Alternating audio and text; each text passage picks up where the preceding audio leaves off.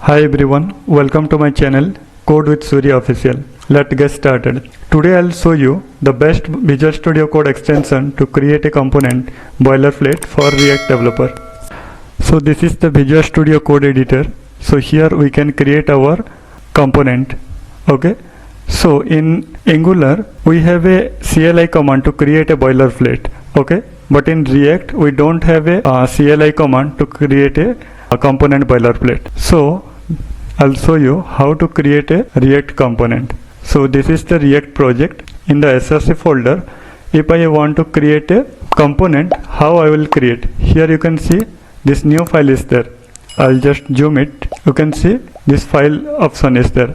But I want to create a file inside a folder. So what beginners are doing, they are clicking this new folder, they are writing any name, and after that inside that folder they are creating the file. I will tell you the best way to create a file inside a folder. Just click this new file and write the folder name. Let's suppose my folder name is product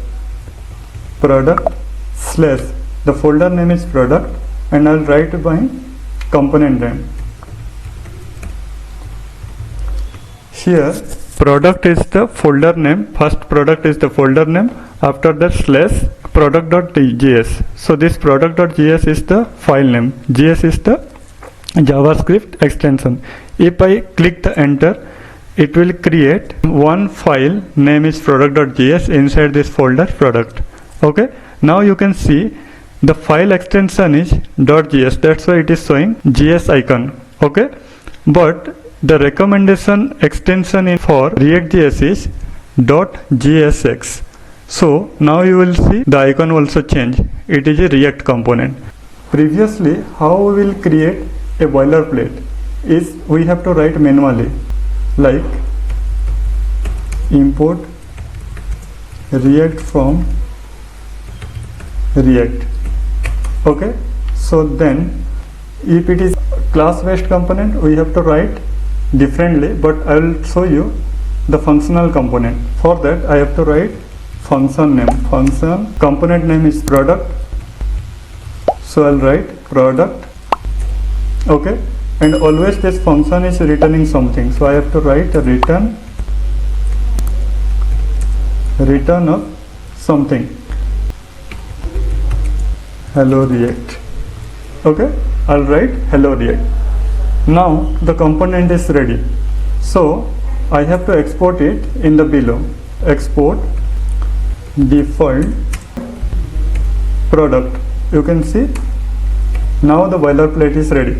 So it will take some time, like it is time consuming. Okay, you can see in a project you are not going to work in a single file. You have to write multiple files. It may be 100 files, maybe sometimes thousands files also. For that, if you are writing manually this code snippet or this boilerplate, it will take some time. Okay, so for that, what we have to do, we have to install Visual Studio Code extension.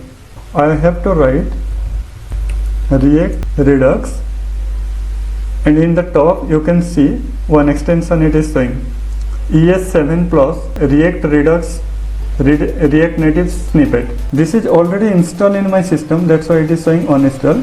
So if you are installing in your system, it is showing install.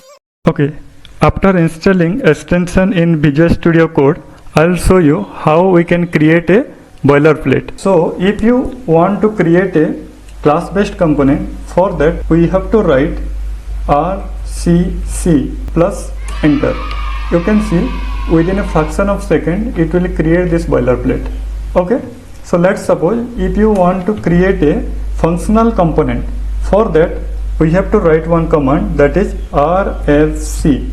Press enter. You can see it will generate this code snippet or boilerplate for us.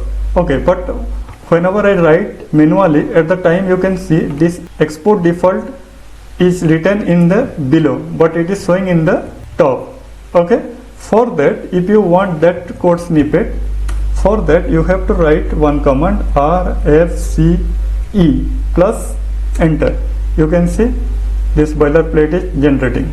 Okay, so here you can see this function is a normal function, but after ES6 we have a arrow function. For that, if you want to create your component as an arrow function, how you can create?